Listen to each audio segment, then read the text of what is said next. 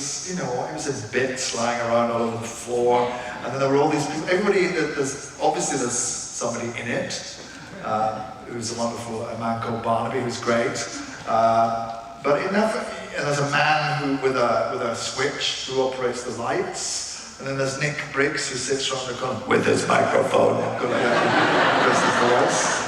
And they're all kind of all over the place. And then there's something gets in, and it's like, you know, this is all not any good. This all looks a bit tatty. And then the wheel of the Dalek, and then it hits the wall. And then when you do a scene with it, it suddenly all comes together.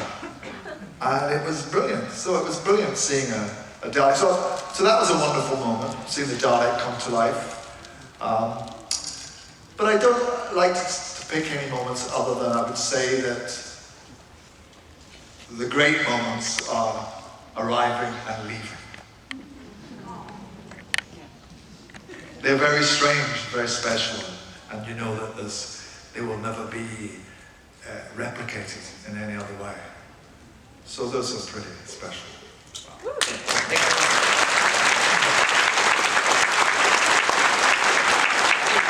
I just wanted to take a second to tell you what it's meant to me that you've played the Doctor, because you've been very outspoken about your appreciation of the show as a child and how you love to watch the show and wrote to all the newsletters and fan letters. And I started watching the show around the time that you came on. And hearing all of those stories about how you started off as this wonderful fan of the show and then grew up to play the character you admired spoke a million things to me, and it made me want to more actively pursue following those things that I loved as a child. And I can say because of you, I fought hard to end up on a lot of the channels that I watched as a kid. And so I wanted to thank you both as an actor and also as a kid, on behalf of the kids who look to you the way you look to William Hartnell. Oh, thank you very much. That's really sweet. Bless you. That's a nice thing to say. And I should point out as well, I'm not the only fan that works on the show. I hear Stephen Moffat had watched 1 or 2 episodes. Yeah, but that's, you know, there are piles of people who work on the show who loved it when they were kids. So this is a path that is well trodden, you know, and it's all about imagination and discipline and commitment, and you know, anything you love, you can do. You know, I don't want to sound corny, but you can kind of do anything. You know, when you're a kid and there's something you love, you can do it, even though maybe the environment you're in doesn't tell you that. Maybe if it feels like, you know, light years away from who you are or what you have around you, you can do anything. You know, so I'm glad that you're a sign of that.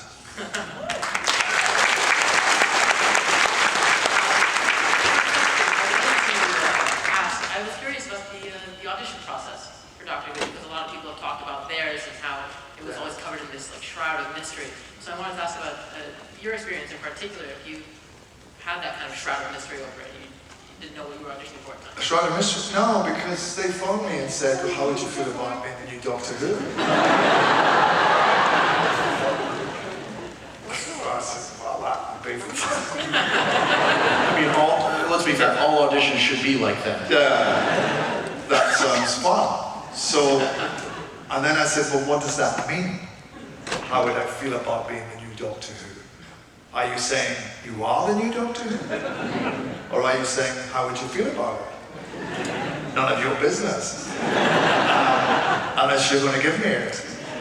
And so they just sort of, I think what happened was they sort of wanted me, but they didn't know how I felt. Because I could have just said, no, I get lost, I don't want to be in this tired old pile of sci-fi tact. So I think they wanted to just check me out. So they then asked me, I said, yeah, of course, what I'd love to do. What do you want me to do? How do we do this? And they said, well, you should come to, I went to Stephen's house. And this is while I was doing the Musketeers, so I'm flying back and forth from Prague I'll be in Prague. I remember I was in Prague airport, and I suddenly got this script on email, and it was a regeneration scene. It was my regeneration scene, and they said, "Can you come and do this for us?" So I thought, oh well, okay. If they want me to jump through hoops, I'll do it because it's Doctor Who. So I went and did this to Stephen's house and just did this wonderful regeneration scene that he wrote, which wasn't the same as the one they shot. It was much funnier. Because the doctor kept saying to Clara, "How's the face? Is it good? Is it good?" And she'd be saying, "Well, it's a little what? It's a little limed. What do you mean limed? She's a little old? What do you mean old? Has the chin gone?"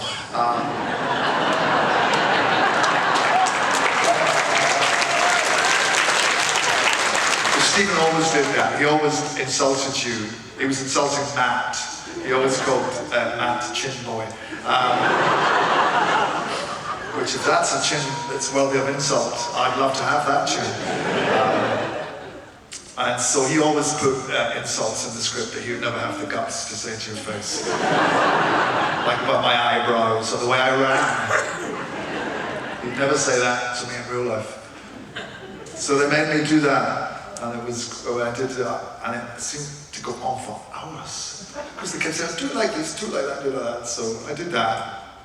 And then I phoned and said, "Okay, let's go." That was good.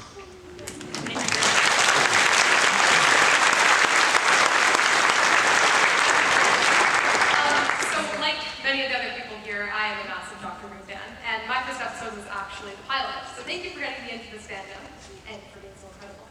Thank you. No problem.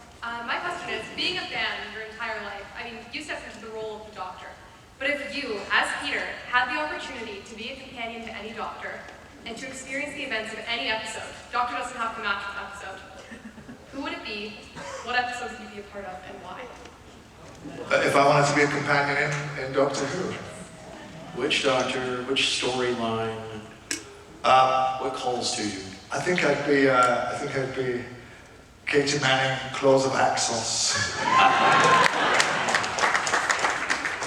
Because I love the Claws of Axos, and I love that they don't really have any money at all. And I can see the script probably described the Axons as beautiful, Grecian-looking, godlike figures. And really they're in kind of spandex. I mean, they look like they're backup dancers on solid gold. Backup dancers, that's right. Spandex body stockings with their faces sprayed gold.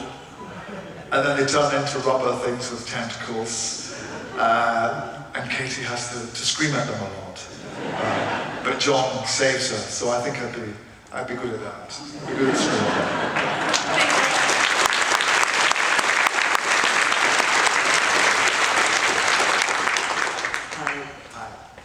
My question is, what was the funniest behind-the-scenes moment when you were doing Doctor Who? It wasn't that funny, really. There was really much fun. Every day there were funny things, but like most things that happen, you know, at work, they're only funny to the people that were there.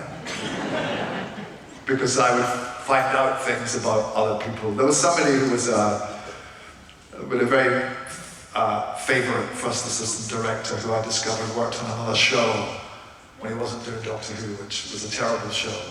And I managed to get I brought in a whole pile of DVDs of that terrible show that nobody wanted to, that he tried to forget about. But you see, that was only funny when we were there. There was a funny time when Jenna was one of the many times Jenna decided she was leaving. She's like Barbara Streisand. She retires many times. That's right. She many times. And there was another actress was mooted to be taking over. Oh, I had suggested another actress who I knew would annoy her. So I suggested this other actress, and I was doing a scene and we were filming. I turned around, and Jenna was there in the scene, and she was wearing a mask of this other actress. Who I can't say who that was, but she had this other actress's face. And it was funny as well, because we also did this, you know, sometimes in Doctor Who, like, there's always we don't have quite enough time to film all the episodes, so we usually film them one after another, but there comes a period when you have to film two at the same time, because there isn't enough time to reach the end of our production schedule. So usually that means that one episode in each season will be Doctor Light. So that he can go off and do a whole episode there, and just come in and do 3 days on his Doctor Light episode. And of course that's how Blink happened with the Weeping Angels, because David was off doing another episode. So the episode that occurred to me in was Flatline, which is why I'm locked in the TARDIS for 3 days. You know, they said that would be really easy, except there was, 55 pages of dialogue. This will be no problem. The only problem will be your problem. Yeah, but when we were, so that meant Jen and I were separated, and so she used to send me videos of her singing sad songs like, "All by myself." And so I got the crew on my side. We were doing Mummy on the Orient Express, and I got the crew, and we all sang, "Thank you for being a friend."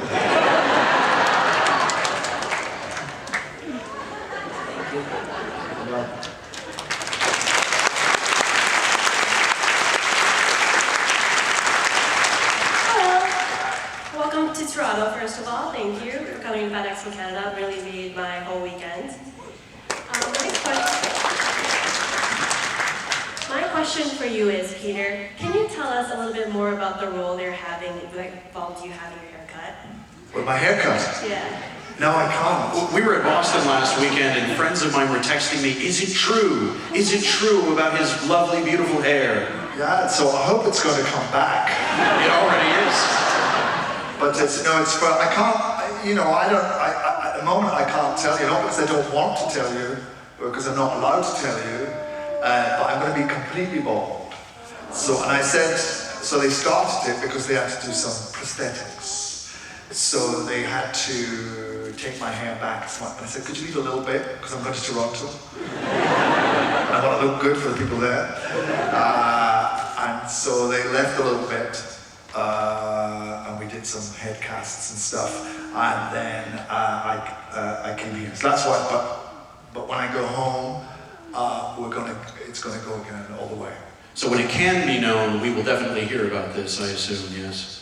Yeah, yeah. And I'm not telling you because I don't want to, but also Contrast. coy about it. So in fact, I'll curb your enthusiasm. It'll be what it'll be. But yeah, that's what it is. How does it look? Is it okay?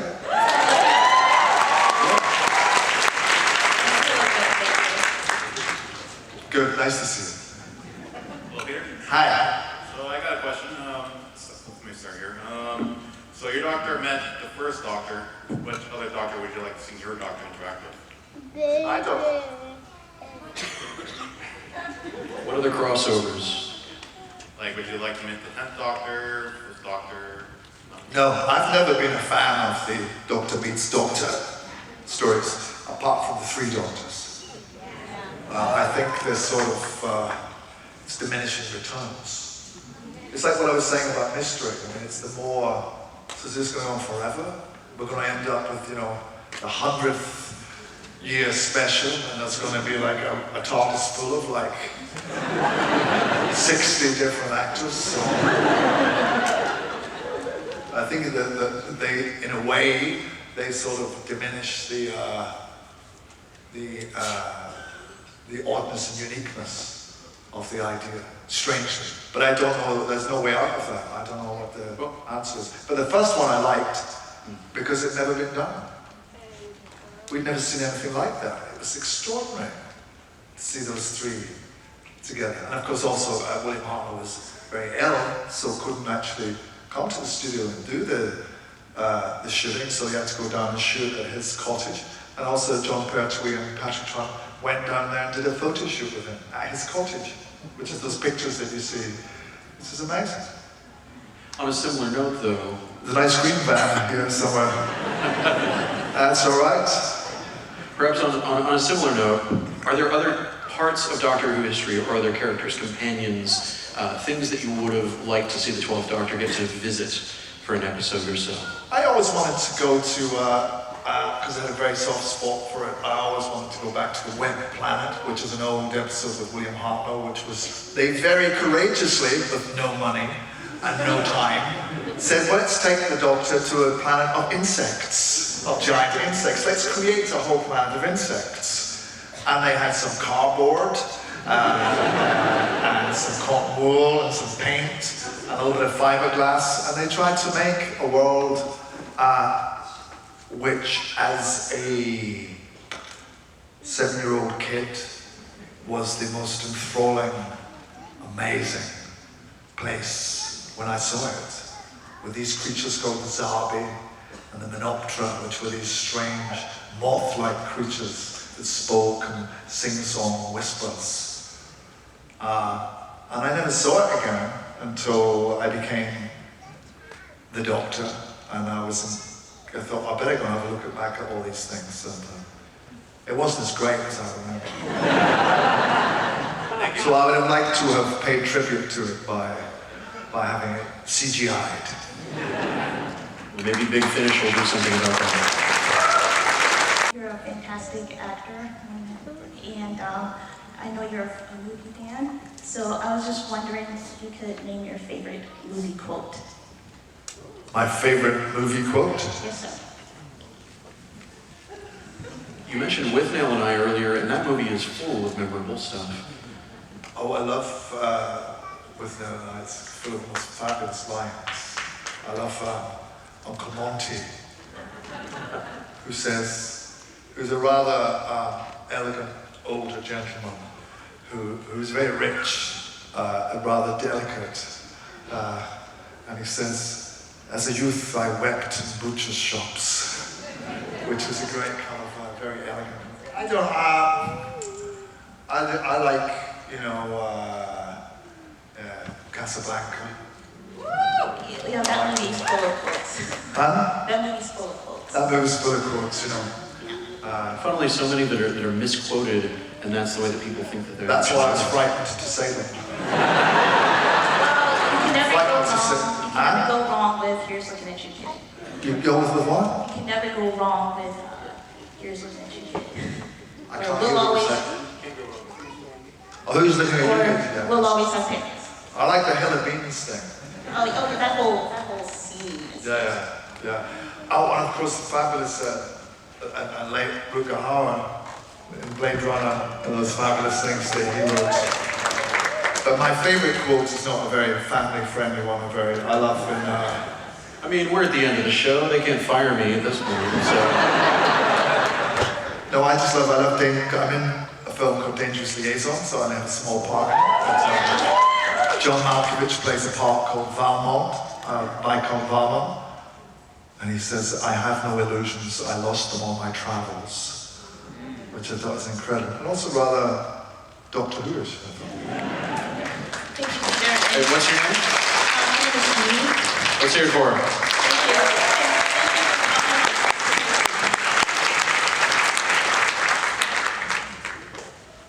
I'm a big Doctor Who fan. The first Doctor Who's came to Fan Expo when I've been here, so really happy about that. My questions for you are, what was your favorite Doctor Who episode you filmed, and what was your favorite memory of working with Jenna Coleman? Big fan. Favorite one to film, favorite memory of Jenna Coleman? Well, I love,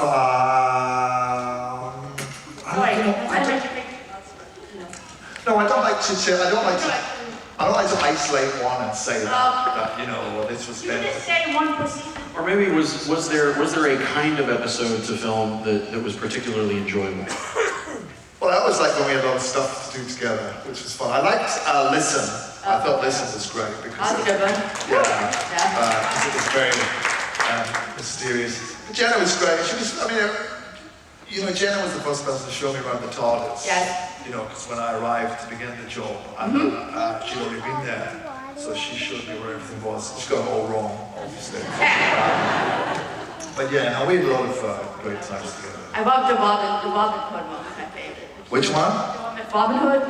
Oh, that was great. Yeah. This is my spoon. Yeah. So it kind of That was great. favorite episode, but thank you for coming. Thank you. We've got about 5 minutes left. I think we can get through a few more people to go for. Hello, sweetie. Hi. I had a few questions, but since I want to just one. One of my favorite episodes is shortly after you've regenerated and you meet River Song for the first time, and she doesn't recognize you because it's a whole new body. She has such a beautiful monologue in that episode. I was wondering, is any part of that improvised? Was there any of your favorite improvisations throughout the episodes that you filmed that made it to the big screen? No, because we didn't really improvise because we were proper actors. Well, you fired a missile in the war between actors and improvisers. Although we were given these rather wonderful scripts, and she was given a wonderful script, a wonderful speech, and Alex is a gifted enough actress to be able to tell whatever story she likes with whatever words she's got. It's a very bad habit, young actors, to say, oh, I don't think this works for me. Really? Well, why don't you make it work for you?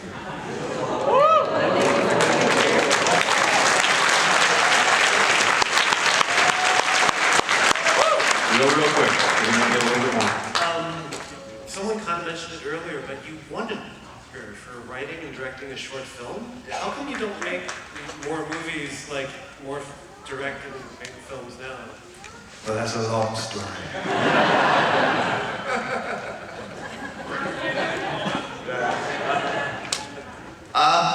Because I wasn't ready to make any film. I didn't, I made a little film because I loved the idea. I love acting, and I'd gone to art school, and I loved the whole filmmaking process, and I wanted to find out about it. So I made a little film. I didn't know little films got Oscars. I didn't make it to get an Oscar. I did it because I liked doing that. And the next thing I knew, it won an Oscar, and I didn't have a script ready to go or anything like that. I hadn't been to film school, so I didn't know, I wasn't ready. And then I was suddenly in Hollywood, and it was all Hollywoody and quite tough. And then people were offering a lot of money, and I wrote a script, and I sold that, and I got a lot of money. I bought a house in London, and then they didn't want to make it, and it was over. And then a year had passed, and my Oscar had whatever heat I had dissipated, and nobody cares.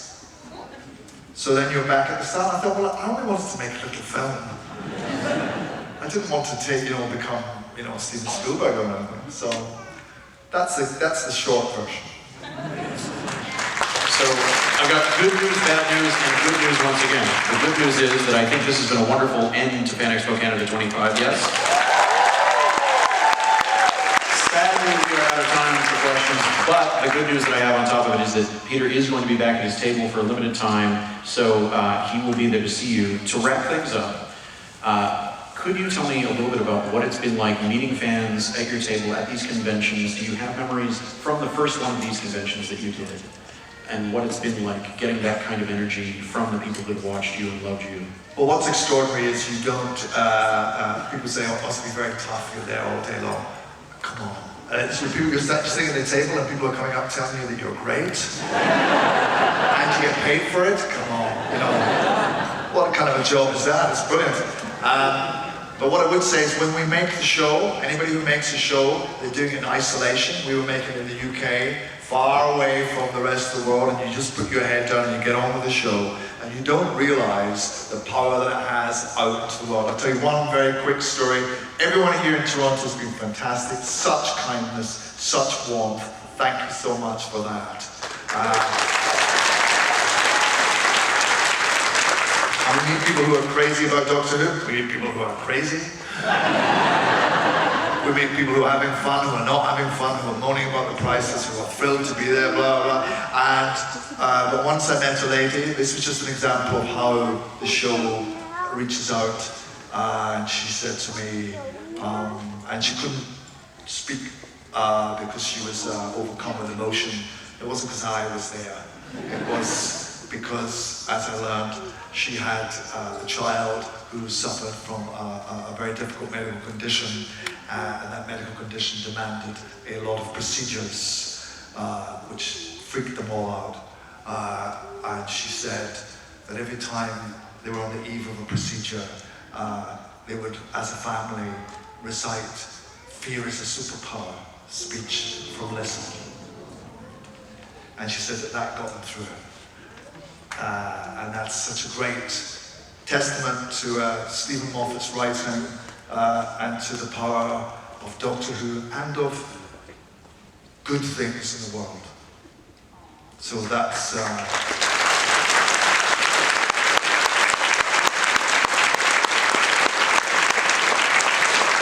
what happens when you do a convention. You get out, you come, and you meet, and you see how powerful these shows are and how positive goodness is in the world. So thank you for that.